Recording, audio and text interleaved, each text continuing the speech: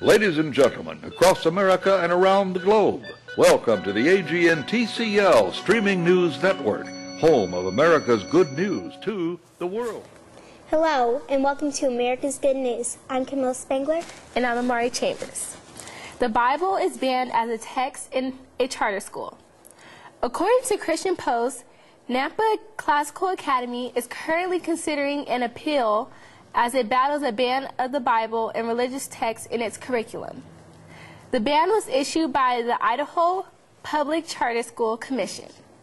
As reported, the court's opinion that allowed the remove based on separation of church and state conflicts with established U.S. Supreme Court precedent that the Bible may constitutionally be used in an appropriate study of history, civilization, ethics, comparative language, or the like.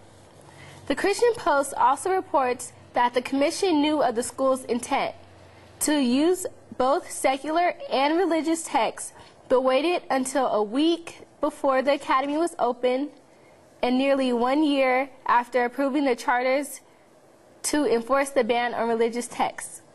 As reported, the school opened last year with more than 500 students, but could be shut down this summer. As the commission will hold a hearing in June, there will be more to report on this story in the coming weeks. Camilla, do you have a story? Yes. Okay, this one is from Christian Newswire.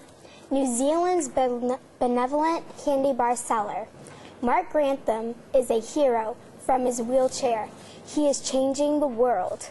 Many have reached out to sponsor a child. Mark has reached out to sponsor 5 children in Africa and India.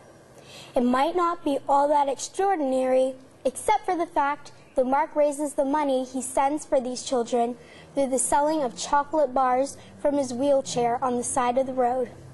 In New Zealand's suburb, Mark is well known and respected in his mission, which he pursued for 17 years, selling 30,000 bars.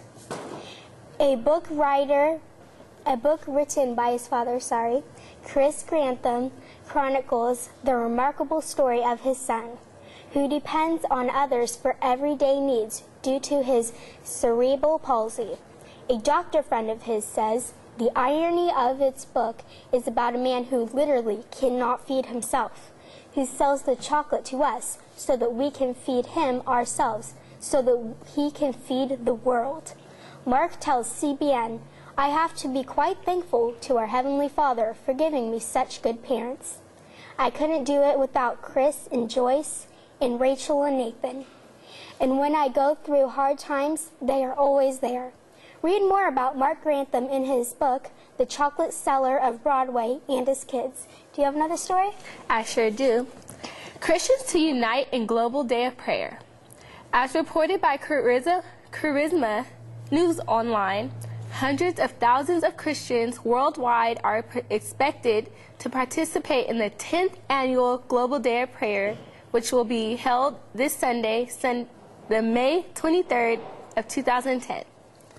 Christian News Online reports that founder Graham Power will host a large-scale gathering at the Newlands Rugby Stadium in Cape Town, South Africa, where the first Global Day of Prayer was held back in 2001. People just have such an expectation, Power told Charisma. I have such an expectation that God is going to do something really dynamic. As reported, the event is inspired by 2 Chronicles 7:14, which states, If my people, who are called by my name, will humble themselves and pray and seek my face and turn from their wicked ways, then I will hear from heaven and I will forgive them their sin and heal their land. And is expected to have participation from every nation. Participants will pray about global HIV/AIDS pandemic, crime and government corruption, and a host of other things.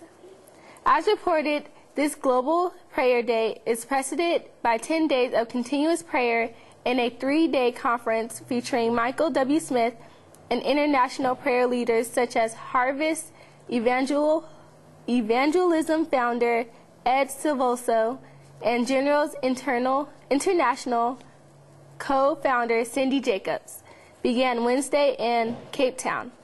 Viewers are able to witness the South Africa Global Day of Prayer live on God TV. Do you have any more stories? No, do you?